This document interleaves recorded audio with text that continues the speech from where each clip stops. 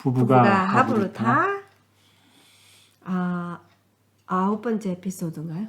그런 것 같아요. 네, 그런 것 같습니다. 네, 제가 들리시겠지만 감기가 걸린 상태지만 그래도 진행하도록 하겠습니다. 지금 엄청 추워요, 갑자기, 그죠? 네. 이스라엘이 뭐 폭풍이 와가지고 발바라 폭풍이 왔대요. 발바라, 완전 발바라 꽉 하고 있어 우리 이스라엘. 그때 터키도 그렇고 터키도 지금 지진이 일어나고 아유. 전 세계가 아리를 하네요. 지금. 네, 마음이 좀 그러네요. 어쨌든 출애굽기 3장 9절부터 제가 읽을게요. 9절 10절 먼저 읽겠습니다. 이제 가라 이스라엘 자손의 부르짖음이 내게 달하고 애굽 사람이 그들을 괴롭히는 학대도 내가 보았느니 이제 내가 너를 바로에게 보내어 너에게 내 백성 이스라엘 자손을 애굽에게서 인도하여 내게 하리라. 아멘. 아, 제가 지난번에 8절에 뭐 하나 꼭 얘기하고 싶은 게 네, 얘기하세요. 지나갔는데 분명히 하나님께서 모세에게 이제 그 이스라엘 백성, 하나님의 백성을 갖다가 이제 데리고 가실 그 약속의 땅에 대해서 이렇게 묘사를 하실 때에 저희가 지난번에 본 것이 바로 그 젖과 꿀이 흐르는 땅이라는 것과 그 다음에 이제 토브하고 넓은 땅이다라고 하시잖아요. 네. 그래서 토브에 대해서 보고 그 다음에 넓고 넉넉한 땅이라는 거와 이제 그런데 그 넓은 땅이라고 하는 것에서 대조가 일어나는 것을 제가 봤어요. 좀 뒤늦게 봤는데 왜냐면 이집트라는 단어가 미츠라임, 히브리어로 미츠라임이라는 단어가 narrow place라는 의미를 갖고 있거든요. 그러니까 나일강이 이렇게 굉장히 좁잖아요. 그러니까 그렇죠. 진짜 정말 거의 한 방울 안 오고 나일강이 있기 때문에 그 왜 위성 사진을 보면은 나일강 주변으로 이렇게 진짜 코브라처럼 이렇게 꼬불꼬불 해가지고 그 주변만 초록지고 나머지는 완전 하얀 그런 진짜 좁은 곳인데 그 좁은 곳에서는 그 이집트 신을 섬겨야 되는 노예가 된 입장에서는 하나님을 예배할 수 있는 하나님을 생각할 수 있는 여지가 없는 좁은 곳과 대조되는 그래서 하나님이 여기서 넓은 땅이라는 표현을 쓰신 게 아닌가. 한국말로는 8절에 광대한 네. 그 르호브라는 단어. 그래서 그러한 곳에서 오직 하나님만 바라보고 진짜 하나님이 왕이신 그런 땅에서 사는 그런 그런 그림을 이제 그리시는 게 아닌가라는 생각을 해서 꼭 얘기하고 싶어서 그냥 언급을 하고요. 9절, 10절. 드디어 이제 보는 것을 넘어서서 이제 액션을 취해 구체적인 이제 하나님의 메신저를 이제 보내게 되는 그 어떤 전환점이 있는 거죠, 그죠?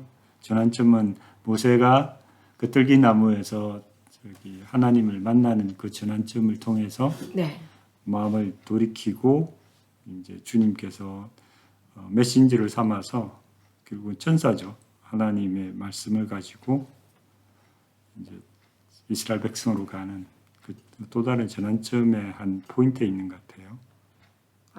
결국은 그러니까 천지자라고 표현하는 게 낫겠네. 나비. 모세가 이제 선지자로서 이제 이스라엘 백성에게 나타나는 말씀을 가지고 나타나는 사람이 선지자였잖아요. 이제 돌아가니까. 네. 이해가 됩니다. 그래서 이제 들으셨고, 그 다음에 보셨기 때문에 이제는 액션을 취하시는데, 참 재밌잖아요. 저희가 야 하나님 가신다. 하나님이 가셔야 되는데, come.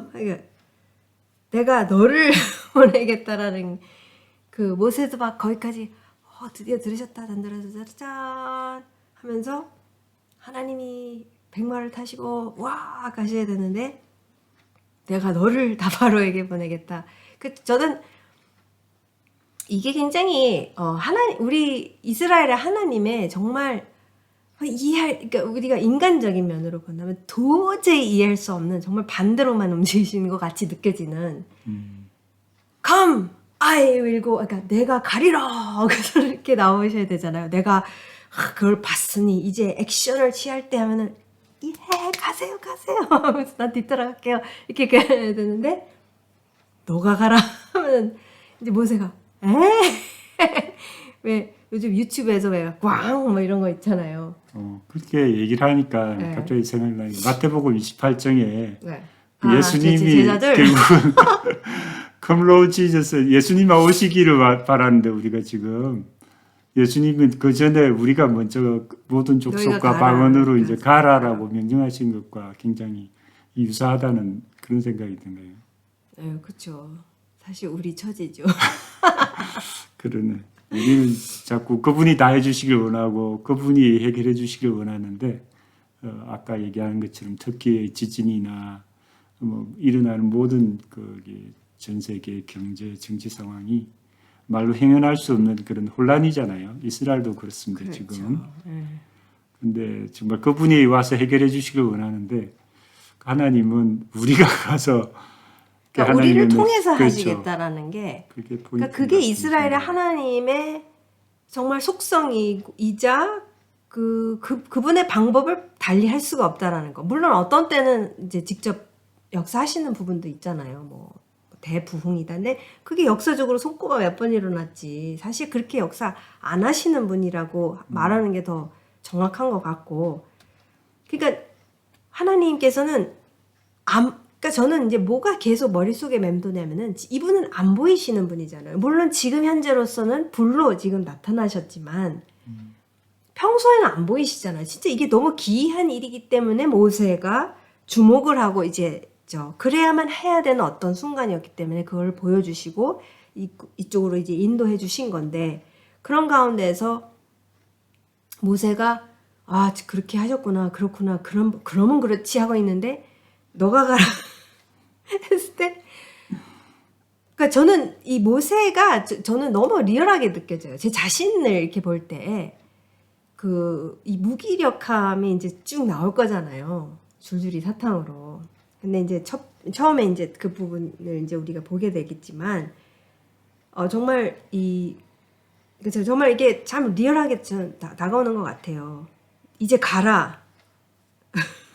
이스라엘 자손의 부르짖음이 내 곁에 달하고 내가 너를 바로에게 보내요. 그러니까 사실 지금 모세라는 사람은 바로가 어떤 존재인지를 알고 그것을 다 보고 자란 사람이잖아요. 그리고 자기도 시도해봤지만 나름 시도해봤지만 완전히 그건 아니다라는 것을 와가지고 지금 40년을 바닥을 치는 그런 상황에 있는데 바로한테 너 가라 이렇게 했을 때 실례지만 제가 좀 상황을 좀 말씀을 드리겠는데요. 라고 이렇게 그 심정일 것 같아요. 모세가. 저는 완전 기절 초풍할 말씀이 10절인 것 같아요. 그렇죠. 그 다음 넘어갈까요? 네. 11절 12절 읽겠습니다. 모세가 하나님께 아뢰되 내가 누구이기에 바로에게 가며 이스라엘 자손을 애굽에서 인도하여 내리니까. 네. 그렇죠. 하나님이 이르시되 내가 반드시 너와 함께 있으리라. 내가 그 백성을 애굽에서 인도하여 낸 후에 너희가 이 산에서 하나님을 섬기리니 이것이 내가 너를 보낸 증거니라. 저는요 솔직히 요즘 뭐 꼭 무기력한 거는 아닌데 그런 거 많이 느끼잖아요.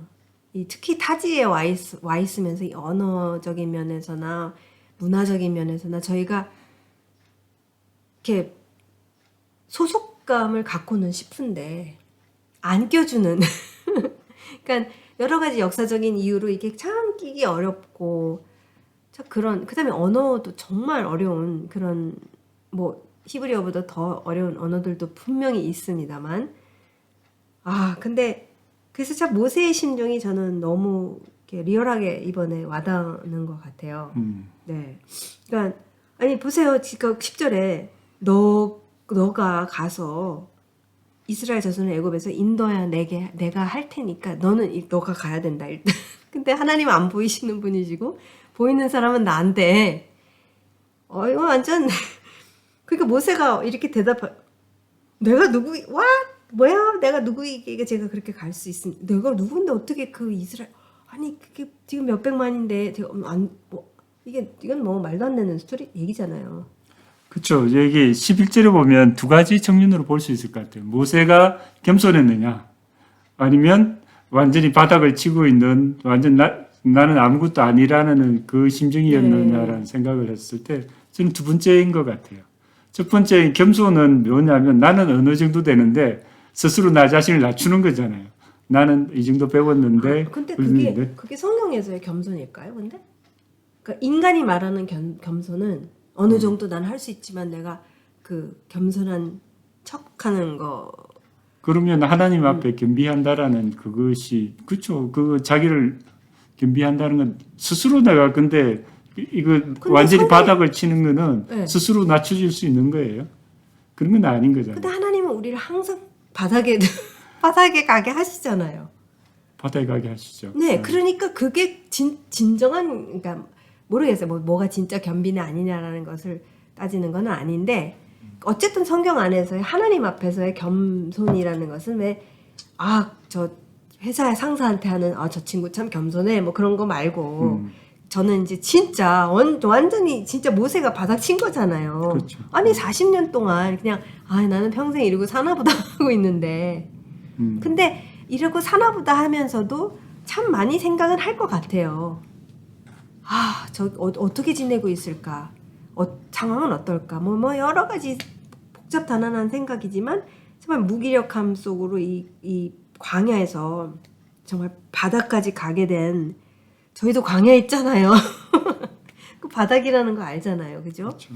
예, 진짜 그러면서 진짜 솔직하게 얘기하는 거, 그러니까 느껴지잖아요. 내가 그렇죠. 누구이기에 바로에게 가며 이스라엘 자손을 애굽에서 인도에 내릴까? 이렇게 얘기하면 안 되지만 주님 정신 나가셨습니까? 아니 죄송합니다, 주님. 근데 정말 그런 심정인 거잖아요. 그렇죠. 예. 아니 이게 될 거를 얘기하셔야지. 이거 어떻게 이렇게 됩니까? 그런 게 난 팍팍 느껴져요. 그러니까 이 바닥을 친 상태에서의 그냥 이렇게 모든 전 존재가 네. 이제 주님 앞에 모든 것을 다 내려놓은 그 상태가 정말 주님께서 쓰실 만한 그런 그릇이다라는 생각이 많이 드네요. 그렇죠. 그러나 하나님께서 여기서 하셔야 될 것은 뭐냐면, 그러니까 이게 뭐냐면 하나님이 이르시되, 그러니까 알어. 내가 반드시 너와 함께 있으리라. 다 알어. 여기까지 너 왔어야만 했어. 안 그러면 네가 또 뭐 이제 뭐 하지 않겠냐. 그러니까 어쨌든 다 아니까. 그래서 타이밍이 지금이니까 내가 지금 이렇게 액션을 취하고 있는데, 근데 이제 모세는 안 가요, 안 해요, 전 안 돼요, 할 수 없어요라는 이 우리가 왜 무기력증이 있으면은 다 안 된다라고 이렇게 자포자기하는 그렇죠. 걸. 포기하죠 보통. 그렇죠. 그러니까 하나님은 거기로 가지도 말아라. 그러니까 저는 뭐냐면은 오케이, 하나님 앞에서 겸비하는 거는 굿. 근데 그러나 이제부터 이제부터 내가 할 거다라는 것에 대해서 그러니까 그게 뭔지를 알아야지 거기에다 맡기고 가는 거잖아요. 그렇죠. 그게 믿음인 거지 결국.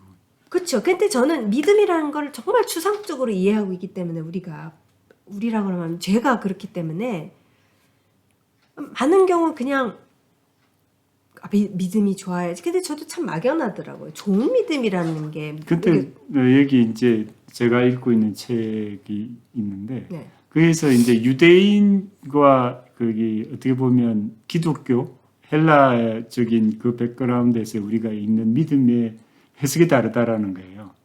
네. 그 믿는다라는 것은 기독교적인 소위 그 믿음은 결국 우리의 신앙적인 고백 그것을 이제 믿음이라고 얘기를 하는데 유대인들은 그것을 이제 행함. 액션 삶으로서의 그런 삶으로서까지 드러나는 것이 그게 믿음이다라고 그렇게 표현을 하는 것에 대해서 동의가 되더라고. 그죠. 신앙 고백을 많이 이제 치중하잖아요. 그렇죠. 기독교 안에서. 그래서 역사적으로 기독교는 교리가 중요한데 이제 유대인 같은 경우는 삶에서의 그 드러나는 그 행실이 그게 진짜 그렇죠 믿음이다라는 그 예수님도 그렇게 얘기를 하시잖아요. 그러네요. 그걸 이제 갑자기 영어로 생각난 게 우리는 creed가 중요한데 교리죠 일종의 그 고백하는 거. 근데 유대인들은 need가 중요하다. 그러니까 어떻게 내가 행하느냐 이것을 이 말씀을 갖고 내가 어떻게 이것을 삶 속에서 이것을 오늘 내가 살아낼 것이냐. 근데 너무 또 이렇게 딱 나눠버리면은 그렇지. 그것도 뭐 꼭 그렇긴 한데. 그렇게까지 평가할 필요는 저는 없는 것 같지만, 그러니까 전반적으로 역사적으로 보자면은 그게 어떤 베이스를 이루고 있었다는 것은 저는 맞는 것 맞아요. 왜냐면 그래서 이제 왜 회의 모여가지고서 그 교리를 만든 거잖아요. 그러니까 우리가 무엇을 믿는다고 말을 하느냐에 따라서 이게 기독교다라고 이렇게 이게 역사적으로는 그렇게 시작을 그러니까 했으니까. 너는 믿느냐라고 했을 때 우리는 이제 그 신앙적인 고백이라는 그쪽에 포커스를 많이 하지만 실제적으로 유대인이셨던 예수님께서는 그 이제 우리의 삶까지도 그 그렇죠. 믿는 자로서의 삶까지도 말씀하셨다라는 것에 대해서 동의가 많이 돼요. 그렇죠. 예수님은 더 아주 네. 근데 저도 야고보서도 생각나네요. 야고보서 1장에서 그것을 듣고 행하지 아니하면 마치 그러니까 하나님의 말씀이 거울인데 거울을 보고 뒤돌아서서 내가 어떤 존재인지 까먹어 버리는 거나 마찬가지다. 나는 그렇게 그것을 말씀을 사는 것이 당연히 그것이 우리의 정체성이다라는 네, 기억이 나네요. 네. 네, 좋습니다. 그 이제 11절과 12절을 보면 결국은 우리의 전 존재가 나라는 인간이라는 것이 결국은 새 피조물이 이쪽을 새 피조물이라고 얘기하면 그렇지만 항아리에서의 나라는 존재가 비워지고 그 가운데 이제 주님으로 채워지는 것. 그것을 그러네요. 통해서 이제 이렇게 실제적인 역사가 일어나는. 그렇죠. 사도 바울이 표현한 그 질그릇. 나는 질그릇이고 그분이 우리 안에 있기 때문에 그것이 영광이라는. 네. 그러니까 그런 네, 그러네요. 그런 표현으로. 그렇죠. 그러니까 저는 이것을 이게 우리가 어떤 뭐 추상적인 개념으로 이렇게 볼 수는 있지만 이건 너무 리얼하잖아요. 그러니까 이제부터 하나님께서 모세를 훈련을 시키시는 이제 타이밍이 왔구나. 물론 광야에서도 어떤 트레이닝은 있었고 광야에서는 어떤 면에서는 이제 완전 물빼기겠죠. 이 힘빼기고 그 다음에 진짜 비우는, 그죠 비워지는 어떤 과정 속에서 진짜 무기력한 상태까지 갔지만 이건 무기력이 아니다. 이게 원래다. 이게 내가 너를 들었었을 때에 나의 모든 가능성이 이제 완전히 그러니까 그것을 통해서 역사하시겠다는 거잖아요. 그렇죠. 우리도 그런 과정을 자주 경험하죠. 그렇죠. 네. 그게 간증이고 뭐가 역사가 일어나고 이러면 뭐 잘하는 것 같고 막 그러는데 네. 그런 눈에 보이는 게 없었을 때는 이런 좌절하고 고민들이 항상 있는 것 같아요. 네. 좋습니다. 그럼 계속해서 우리가 살펴볼까요? 예, 13절 14절 네. 모세가 하나님께 아뢰되 내가 이스라엘 자손에게 가서 이르기를 너희의 조상의 하나님이 나를 너희에게 보내셨다 하면 그들이 내게 묻기를 그의 이름이 무엇이냐 하리니 내가 무엇이라고 그들에게 말하리이까. 하나님이 모세에게 이르시되 나는 스스로 있는 자이니라. 또 이르시되 너는 이스라엘 자손에게 이같이 이르기를 스스로 있는 자가 나를 너희에게 보내셨다 하라. 이제 진짜 이게 이름이 중요한 거잖아요. 그렇죠. 그러니까 왜냐면 이 당시 사회에는 다 신이 있었으니까. 그러니까 오늘 현대 사회야 뭐 무신론이라는 게 존재하지만 이 당시에는 인류에게 있어서 신을 안 믿는 인류는 없었다라는 거죠. 그게 오히려 미친 짓이니까. 어쨌든 모세가 하나님께 아뢰되 하면서 그의 이름이 무엇이냐라고 묻는다면 어떻게 대답을 할까요? 라고 이제 질문하는 거죠. 그렇죠. 그러니까 뭐 아브라함의 하나님, 이삭의 하나님, 야곱의 하나님이라고 이제 얘기를 하는데, 그러니까 어떤 증거물을 될까요? 이렇게. 그렇죠. 어쨌든 메신저는 누가 보내는 사람이 있는 거잖아요. 그렇죠, 그렇죠. 그 듣는 사람이 그게 어떻게 보면 증명하시오. 그렇죠. 당신이 하나님이 보내신 자라는 걸 증명하시오라고 물어보는 게 당연한 거죠. 그래요. 그러면 14절에 제가 너무 이제 좋아하는 이유를 이제 여기서 꼭 말씀을 나누고 싶은데 그 스스로 있는 자라고 이제 나왔지 않습니까? 네. 그래서 이 부분을 좀 왜요? 굉장히 어려운. 네, 한번 말씀해 주시죠. 그러니까 히브리어를 좀 보면서 이제 저는 이렇게 이해하게 됐습니다. 그래서 이게 정답이라는 얘기하는 거 아닙니다. 그러나 이건 근거가 있는 얘기다라고 저는 생각하고 있는데 어쨌든 모세에게 이제 하나님께서 말하시기를 그러니까 한국말로는 나는 스스로 있는 자이니라. 스스로 있는 자인이라. 그러니까 그게 틀린 말 아니잖아요. 그렇죠. 왜냐면 하나님이 창조주이시니까. 그래서 그러니까 이 히브리어로 보면은 에히에 아시엘 에히에잖아요. 발음이 맞는지 네, 맞아요. 모르겠네. 네. 그러니까 에히에 아시엘 에히에인데 그러면 이제 영어로 보면은 에히에를 보통 그러니까 에히에가 비동사잖아요. 그렇죠. 비동사예요. 네. 그죠? 네. 비동사에서 지금 그러면은 히브리어 시제는 완료형이 있고 미완료형이 있죠. 미완료형이. 그죠? 미완료형이죠. 네. 그럼 보통 어떻게 영어로 번역을 하자면 어떻게 돼요? 그다음에 I- 1인칭이잖아요. 네. I will be. 그죠? I will be란 말이죠. 그러면은 I will be what I will be. 그러니까 아시아르는 what to도 되고 그게 한국말 네, 관계대명사. 관계대명사죠. I will be, that I will be도 되고 what I will be도 되고 who도 되고 그렇잖아요. 아시아르는 다 돼요. 네. 그죠? 그러니까 이게 저 번역본에서도 바뀌더라고요 보면은. 근데 보통 영어 성경에서는 I am으로 하잖아요. 네. 그러면 이게 현재형이 되버리네. 현재형으로 하잖아요. 근데 실제 히브리어를 보게 되면은 미완료니까 미래형이잖아요. 그쵸. kind of, 그러니까 아직 완성이 안 완성이 안 된 된 거죠. 그러니까 이게 계속 되는 거를 이제 말해주는 거잖아요. 그쵸. 예. 네. 그러니까 저는 I will be that I will be라고 이렇게 봤었을 때 그게 직역이잖아요. 그쵸. 틀린 거 아니죠? 네. 이거 아니에요. 저 만들어내는 거 아니에요, 이거? 히브리어 직역이잖아요. 네. 네. 그럼 I will be라는 것은 창조주로서 I will be that I will be 하는 것은 내가 be 하게 하는 것은 be가 될 것이다라는 것으로 저는 딱 이해가 됐단 말이에요. 오케이. 이해가 되세요? 아니요, 내가 잘안 있게 됐어요. 내가 있게 하는 I will be that I will 내가 I will be that I will be 내가 있게 할 것을 있게 할 것이다. 비동사잖아요. 그렇죠. 예. 근데 창조주시잖아요. 네. 그러니까 그분이 말씀을 하시면 그대로 되니라잖아요. 창조 이야기를 보면. 네. 네.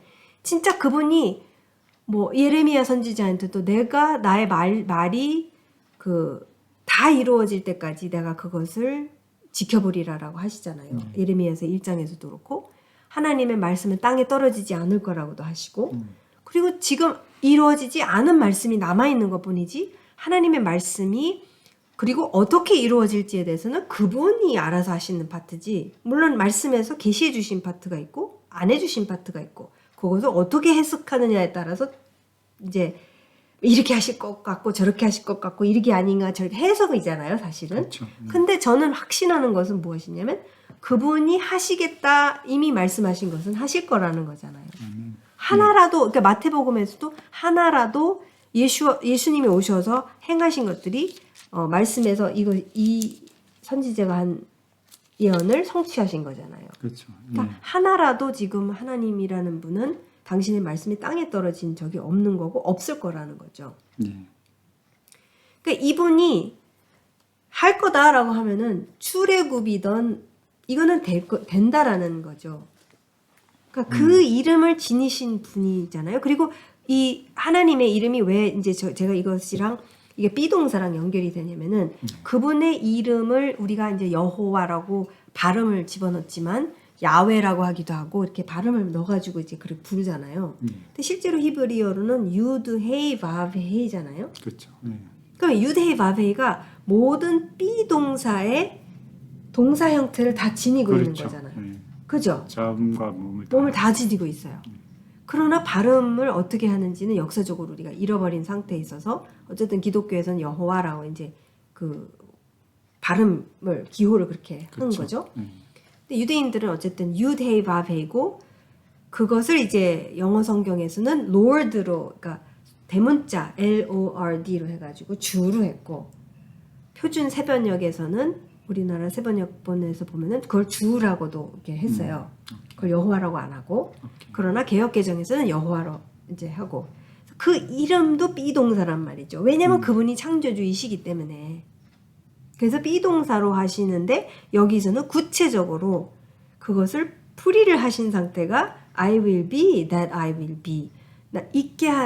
내가 있게 하고자 하는 것은 있게 될 것이다라는 어떤 그 비동사 위주로 당신 자신을 말씀하시는 게 아닌가라는 것을 제가 네, 이건 정답 아닙니다.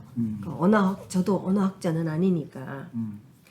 그러니까 결국에는 창조주이신데 창조주의 이름은 유데이바 베이도 되고 또 지금 말씀하신 게 I will be that I will be. 이렇게 저기 어떻게 생각하시는지. 네. 거기 이것과 그 예수님의 거기 유다가 배반을 해서 예수님을 잡으러 겟세마네 동산에서 이렇게 기도하실 때 잡으러 왔었을 때 그때 너는 누구냐라고 했었을 때 나는 건이라라고 그렇게 얘기를 하시는 부분이 있잖아요. 18장 요한복음 18장 5절에 있는데 18장 5절 6절에 있는데 네. 제가 읽어볼게요. 대답하되 나사렛 예수라 하거늘 이르시되 내가 그니라 하시니라. 그를 파는 유다도 그들과 함께 섰더라. 예수께서 그들에게 내가 그니라 하실 때에 그들이 물러가서 땅에 엎드러지는지라 라고 했을 때 내가 그니라라는 그 표현을 예수님께서 아라미기로 하셨는지 헬라로 하셨는지 히브리어로 하셨는지는 잘 모르는데 헬라어로는 안 하죠. 네, 아람어 그건 아니면- 모른대요. 근데 아람 정확하게 아니면 히브리어죠. 다 지금 잡으러 온 사람도 사실 대제사장에 그러네. 그렇죠. 유대인들이기 때문에 뭐 굳이 헬라어. 근데 이제 저기 왜 이 사람들이 이 내가 그니라 하실 때 그들이 물러가서 땅에 엎드러진다고 나왔잖아요. 사실 자빠진 거거든요. 네, 그 자빠진. 내가 그니라 했을 때 확 이렇게 된 것 같아서. 네. 이게 이제 저기 70인역을 보면 70인역에 보면 이걸 에고에미라는 표현을 써요. 70인용은 이제 헬라어인 이 거죠. 헬라어로 네.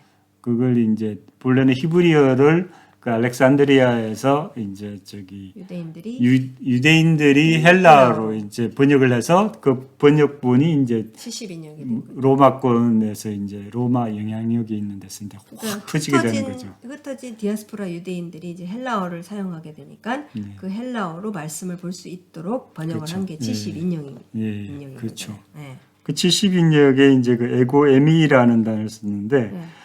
조금 전에 읽었던 저 출애굽기 3장 14절에 스스로 있는 자를 에고에미라고 그렇게 번역을 했어요.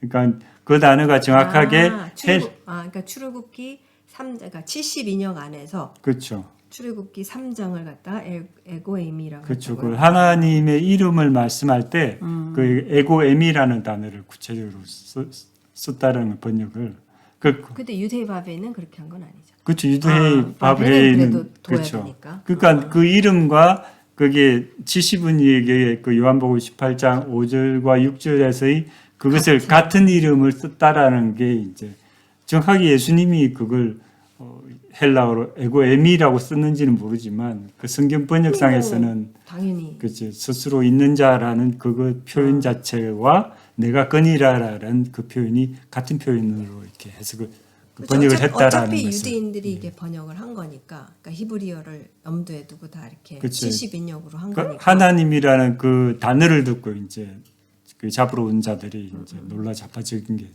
그죠. 그 순간에 예수님이, 저도 그 순간에 예수님이 당신 자신을 창조주로서 확 이렇게 계시해 주실 때 I am이라고, 내가 그니라, 한국말로 하면 좀 약해. 그죠? I am 에고 에미, 뭐 헬라어는 안 쓰셨겠지만 딱 그랬을 때 뿌앙, 저는 그 상상을 해봐요. 멋있어. 주님께서 이제 스스로를 뭐 나는 세상의 빛이다, 나는 뭐 그런 얘기를 했을 때 그 I am이라는 그쵸. 게 딱 나오잖아요. 그게 다 에고엠이라는 그렇죠, 단어를 이제 스스로 이렇게 확정을 하시면서 이제 말씀하신 그것들이 이제 요한복음에는 계속 나오죠. 그렇죠. 이제 저는 그냥 내가 그니라라고 했었을 때 그 에고이미가 그러면 번역을 하면 뭐예요, 정확히? 내가 그니라잖아요. 그렇죠. 내가 그니라. 네. 네. 그죠? 그러면은 내가 그니라? 근데 그게 이제 여기에서 얘기했을 때 그니라 했었을 때를 좀 더 분석해 보자면 오케이. 저는 비동사 창조주라는 것을 얘기하고 싶은 게 이제 제 입이 막 전 존재가 막 외치고 싶은 게 이분은 창조주라는 사실, 딴 이분 같은 분은 없다라는 거가 이제 이 이름에서 나오고 있는 게 아닌가. 모든 왜냐면 모든 존재의 근본이라고 스스로 얘기를 하시는 거잖아요. 모든 창조하신 분이고 그리고 그분의 그쵸. 근데 그게 다 그러니까 하나님은 누가 창조해낸 분은 아닌 그러니까, 거라는 거죠. 네. 스스로 계시는 분이시지만 그냥 나는 스스로 있는 존재다라고 하시는 게 아니라 있지만 나는 그러기 때문에 나는 삐하게 하는 존재다. 나는 다 있게 할 수 있다. 말로 있게 할 수 있다가 이제 창세기 그렇죠. 1장에서 모든 나오는 거죠. 그분의 창조물 피조물 안에서도 그분이 존재하시는 거죠. 그러니까 다 그러니까 온 존재에서 아, 그분이 존재하시는 분이라는 그런 그리고 것을 그분은 표현할 수 있는 거죠. 구분된 그러므로 거룩한 창조주이시라는 거죠. 분명 창조주와 피조 세계가 다르다라는 거지만 그분의 또 형상을 입었다. 와 이거는 정말 그래서 저는 이 비동사가 결국 창조주라는 것과 제가 왜 이것을 그렇게 강조하게 되냐면 저희가 이 부분에 대해서도 이제 저희가 나눴으면 좋겠지만 자녀를 키우는 데 있어서 가장 자녀의 그 모든 사고 속에 이제 뿌리를 깊이 심어줘야 하는 부분이 저는 이스라엘 하나님은 창조주이시다라는 것을 심어주지 않으면 저는 다 이 세상의 많은 너무 유혹에 다 넘어갈 수밖에 없는 이 부분에 대해서는 좀 더 저희가 다른 프로그램에 좀 나눴으면 좋겠지만 자녀 교육에 대해서 그래서 저는 저 자신도 이 이스라엘에 오게 되면서 하나님이라는 분을 그러니까 우리는 예수님으로 소개가 먼저 되잖아요. 그렇죠. 근데 이 분이 다 지금 창조주이시라는 거라는 것, 그 창조주 앞에서 이 창조주가 이제 나는 만들어진 존재로서 지금 어떻게 만들어졌으며 어떻게 살아야 되는지 그 디자인하고 그 목적이 무엇인지에 대해서 말씀에서 가르쳐 주시는 거잖아요. 아멘. 그것을 놓치게 되면은 불행한 인생이 될 수밖에 없다라는 디자인을 벗어나니까 이제 이런 것들을 알게 되면서 이렇게 말씀하신다라는 그만하겠습니다. 네, 오늘은 여기까지만. 네, 오늘은 정말 14절까지 그러면 저희가 진도 많이 나갔네요. 아닌가? 9절에서 14절까지 저희가 하고 다음번에 저희가 계속해서 15절에서부터 계속 모세의 그 무기력함과 하나님의 탁월하심이 어떻게 짜잔 다음번에 보도록 하겠습니다. 예. 네. 그러면 다음 주에 뵙도록 하겠습니다. 네. 부부가 하부르타 하부르타? 다음 주 뵙겠습니다.